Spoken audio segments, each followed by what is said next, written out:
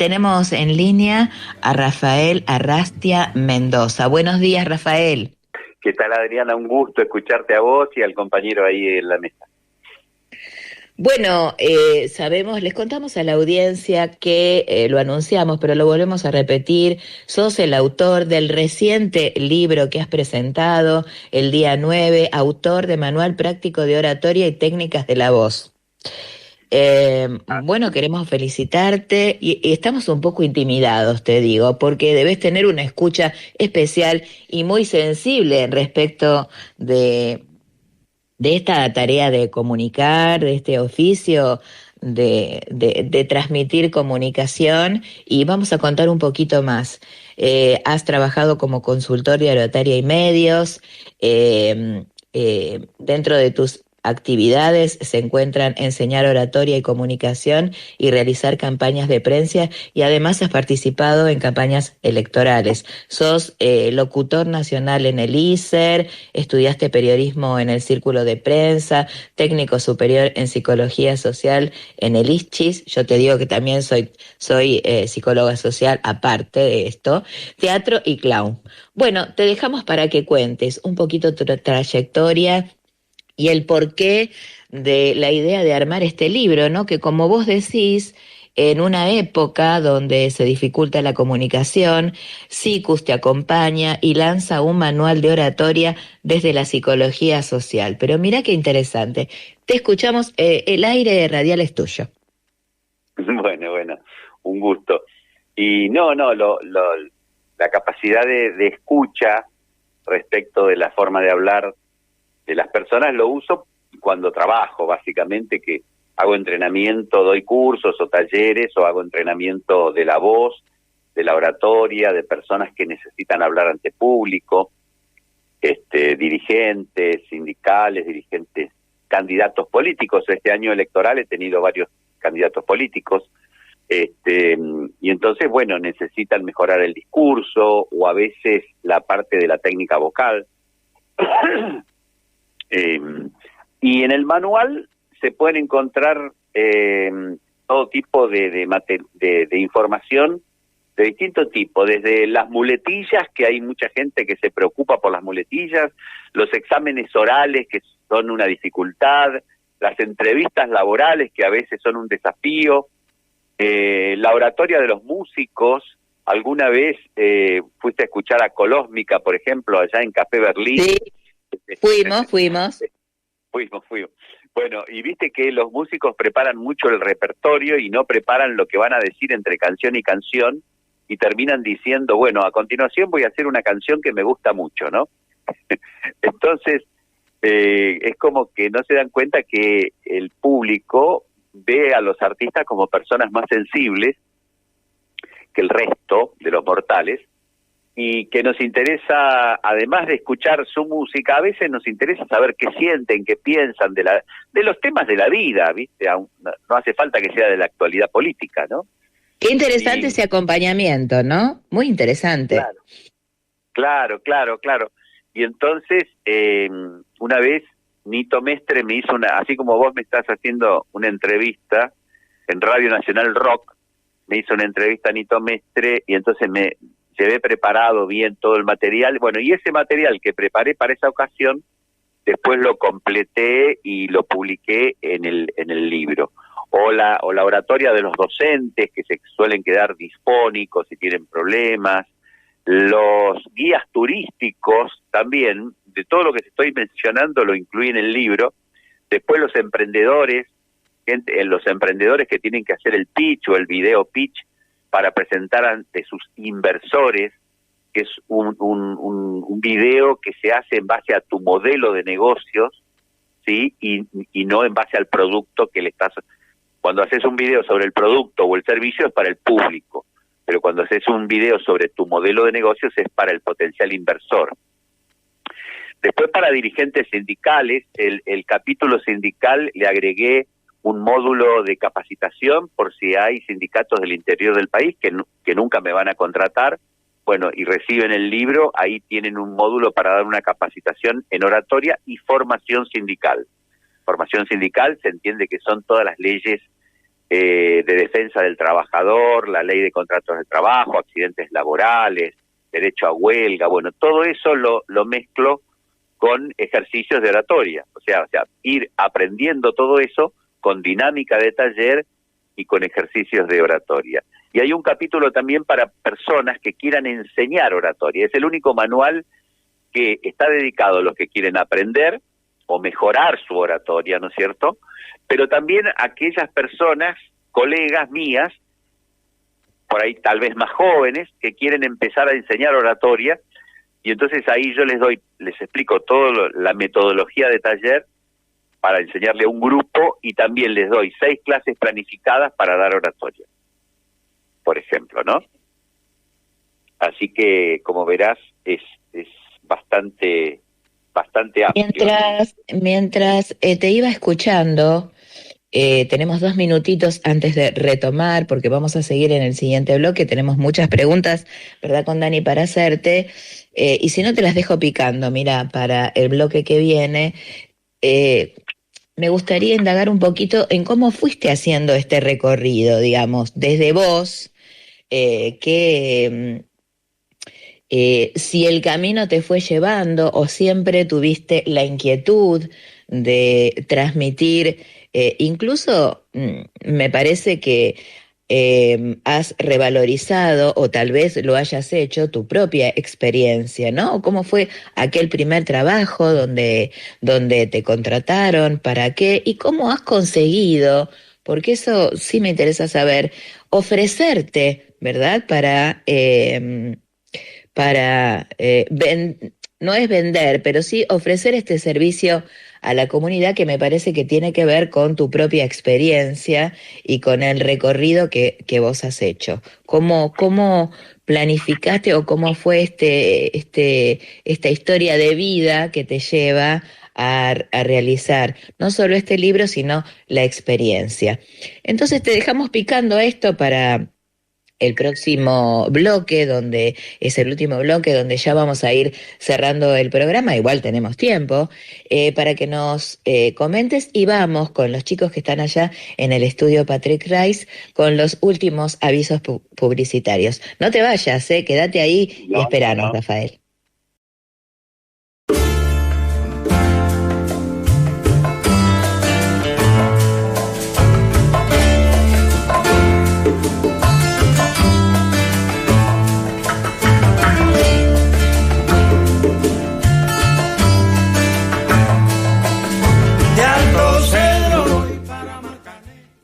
Bueno, estábamos escuchando. A ver, Rafael, ¿es Rafael Arrastía o Arrastia? Arrastía.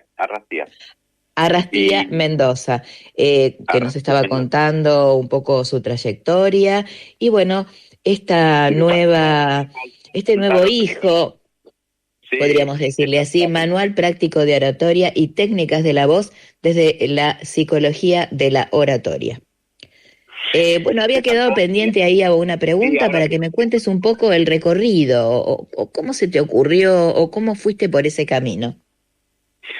Sí, ahora te cuento eso, que es tan interesante la pregunta, y me olvidé de decir también que tiene la oratoria destinada a las personas con discapacidad, ahora que después de tantos años están en el tapete las personas con discapacidad.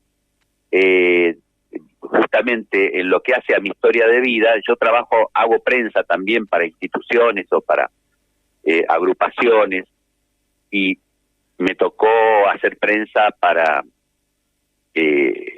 un sector que luchan por los derechos de discapacidad durante un par de años.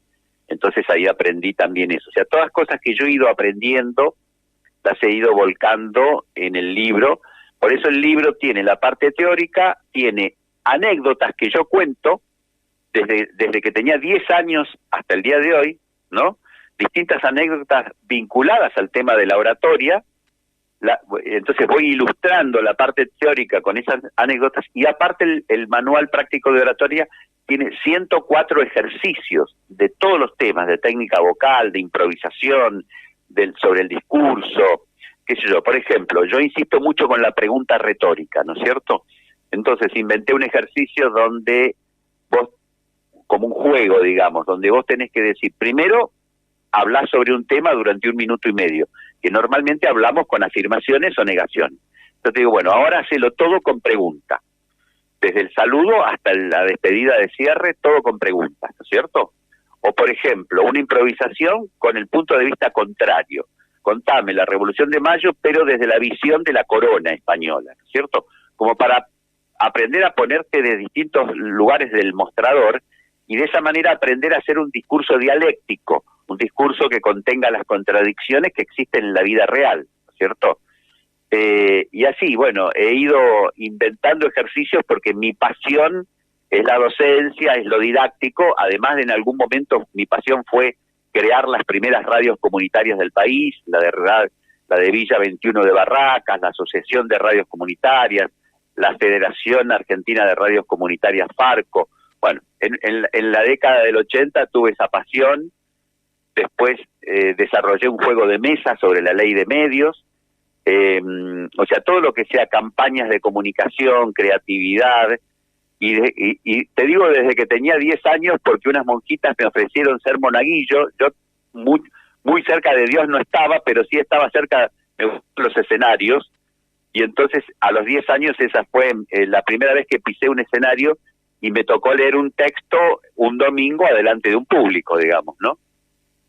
Así que por eso te decía que era linda la pregunta. Con respecto a la primera radio comunitaria en Buenos Aires, FM Zapucay, ¿verdad? Claro, exactamente. En la Villa 21 de Barracas. ¿Recordás más o menos qué año? No sé si te pongo en un aprieto, pero ¿recordás? No, eso fue en el 86, 87, 88. Primero empezamos como sistema de altoparlantes y después fue una FM. Eso yo lo hacía como militancia social, llamale voluntariado, llamale militancia, como quieras, porque no estábamos en un partido político, y eso lo sigo haciendo, digamos. En la época de que trabajaba con las personas con discapacidad, les daba talleres gratuitos sin cargo de cómo aprender a hacer prensa, porque normalmente no saben hacer prensa, entonces se enojan porque los medios no le dan bolilla. Después, en la época de la pandemia, le daba talleres gratuitos de oratoria a grupos de enfermeras, enfermeros, en ese momento por Zoom. Y, o sea, soy una persona que estoy a disposición de las organizaciones sociales para dar talleres de comunicación oral, que es tan importante, talleres, porque a veces uno le llama oratoria y suena muy formal, ¿viste? Y yo en realidad... A ver, trabajemos un poquito esa palabra, oratoria.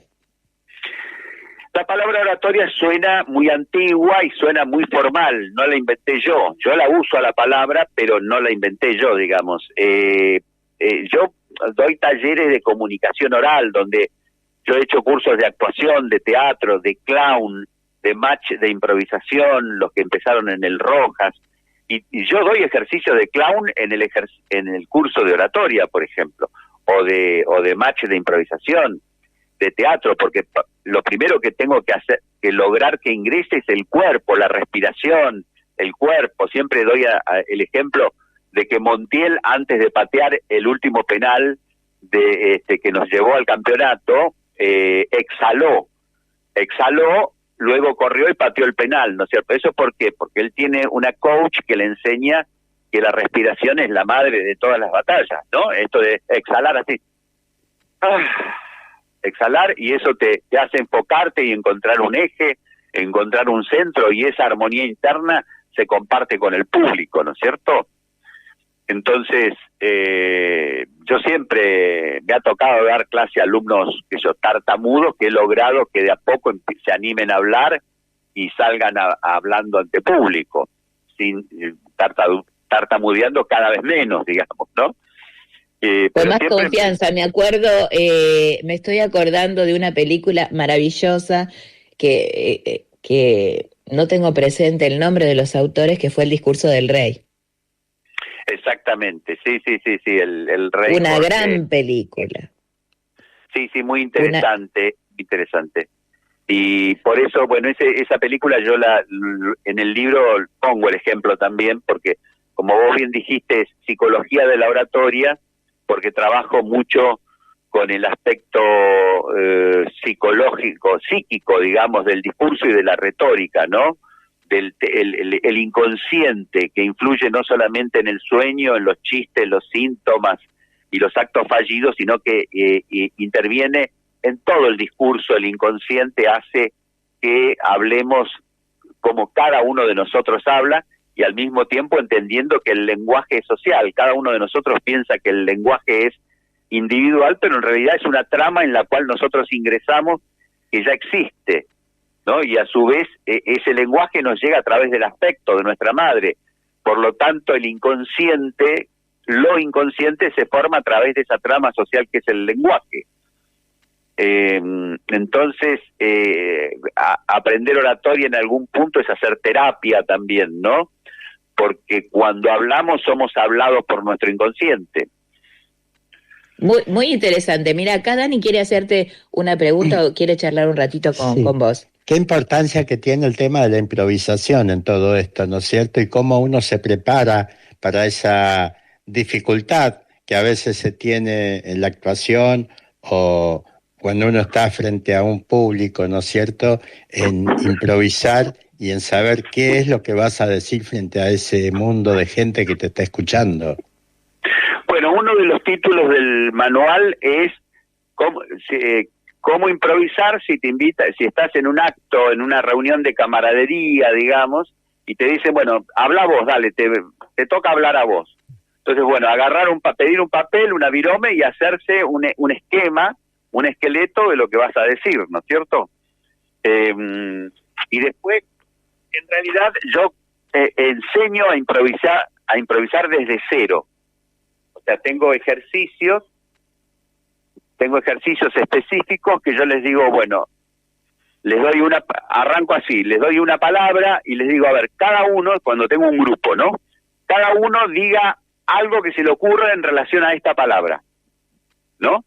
Y a veces parece mentira que algo que pareciera tan simple, hay personas que se quedan trabadas. Imagínate, si te quedas trabado, yo te digo puerta, a ver, decime algo relacionado con puerta o con mesa, y te quedas medio trabado, imagínate si te dicen improvisar adelante, claro, y encima delante de un público, ¿no? Hay un trabajo de preparación y de lanzarse también, ¿no? Claro.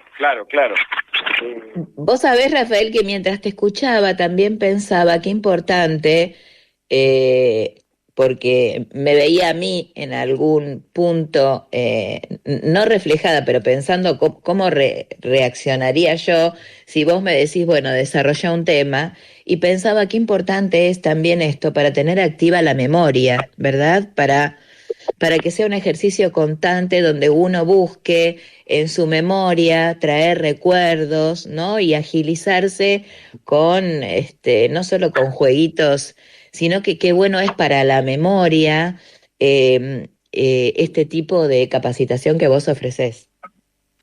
Y sí, porque es importante para captar la atención del público usar ejemplos, usar anécdotas, historias personales, porque la gente aprende mucho más a través de historias. Por eso el cine o las series tienen tanto éxito, ¿no? Porque nos atrapa la ficción. Y la parte teórica a veces suele estar explicada con un lenguaje muy abstracto, es muy elitista. Las ciencias sociales suelen tener un lenguaje muy abstracto que la gente que no tiene la formación académica, universitaria, no lo entiende. Entonces yo digo, bueno, está bien, usá el lenguaje académico abstracto de las ciencias sociales, pero explícalo, andá explicándolo. Hay muchas palabras, por ahí hay alguien que sabe mucho de automovilismo, o sabe mucho de fútbol, o sabe mucho de cumbia, pero no tiene por qué saber de sociología o de ciencia política, ¿no? O de sindicalismo. Entonces es interesante tener en cuenta a qué público le estás hablando. Si le estás hablando a un público de gente que está imbuida, que está metida en el tema, digamos. Claro, o si estás hablando por la radio, para un público diverso, heterogéneo, formado por jóvenes, por adultos, por ejemplo, en este momento no creo que muchos jóvenes nos están escuchando porque me están apolillando, como se dice, ¿no es cierto? No sé, porque han salido del boliche. Así que yo los veo cuando voy viajando para la radio, así que no sé. A lo mejor en alguna casa de comidas rápidas, como solemos ver en la calle Corrientes, pueden sintonizar la radio. Mira, no sé, eso lo voy a investigar. Escúchame, Rafael, ya tenemos que ir cerrando porque son 8:59 y entonces como vos trabajás la improvisación, te vamos a pedir que improvises y que cierres este programa de Tejiendo Redes, que nos despidas de la audiencia, que saludes a nuestros operadores y que nos encontremos el próximo sábado con la audiencia, no sé si vos, pero nosotros, y te dejamos esta improvisación para el cierre del programa, gracias allá en los estudios de Radiográfica. Bueno, así como los pescadores tejen sus redes y eso los acerca al mundo marino y les da el fruto con el cual alimentan a sus hijos, nosotros los invitamos a seguir escuchando todos los sábados un programa que también nos acerca a la familia, al barrio, a los compañeros, a los amigos. Un programa conducido justamente por Adriana Marino, que también está cerca de nuestro mundo, igual que los pescadores. Así que los invitamos a tejer juntos todos los sábados por esta emisora. Bueno, nos despedimos con esta gran improvisación. Impresionante. Gracias, Rafael. Y bueno, a comprar el libro que ha editado Sicus. Un abrazo. El Instagram mío es @RafaelArrastía-Mendoza. Arrastía-Mendoza. Gracias, Rafael. Gracias a todos. Bueno, nos encontramos el próximo sábado. Si alguien te pide el WhatsApp, dáselo, que es 11 60 31 44 23. Muy bien. 11 60 31 44 23. Muy bien, Rafael, gracias. Gracias, Santino y Julián. Hasta la próxima. Abrazo.